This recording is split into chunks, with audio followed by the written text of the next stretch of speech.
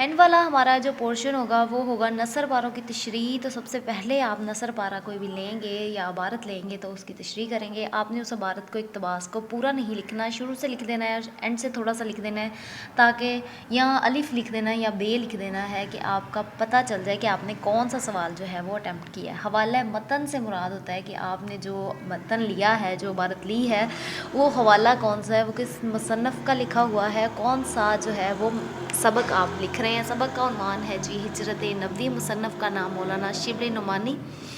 اس کے بعد وہاں پہ دوسرا پورشن ہوتا ہے, یہ 1 نمبر کا کوسچن ہوتا ہے. اس کے بعد خط کشیدہ الفاظ کے معنی ہے, جو 4 آپ کو معنی ہوتے ہیں. 2 نمبر کے معنی آپ نے یہ لکھنے ہوتے ہیں. اس کے بعد 2 نمبر کی آپ کی تشریح ہوتی ہے, جسے آپ نے اس عبارت کو 4 گنا یا 3 گنا آپ بڑھا کے پھر آپ لکھ دیں. زیادہ ڈیٹیل میں نہیں جانا, لیکن اس عبارت کو آپ نے ایکسپلین کرنا ہے.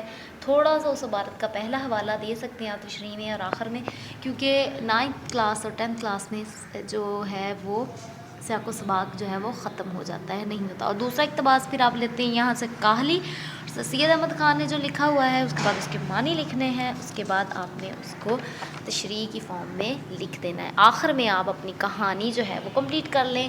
کہانی یا مکالمہ ہوتا ہے تو بہتر ہے کہ آپ کہانی لکھ لیں. مکالمے کا پس منظر اور جو ہے وہ اختتامیہ منظر جو ہے وہ لازمی طور پہ لکھنا پڑتا ہے, جس میں اکثر بچے جو ہیں وہ تذبذب کا شکار ہوتے ہیں, جس کی وجہ سے وہ کہانی بہترین طریقے سے لکھ سکتے ہیں, بجائے اس کے کہ وہ مکالمے پہ توجہ دیں.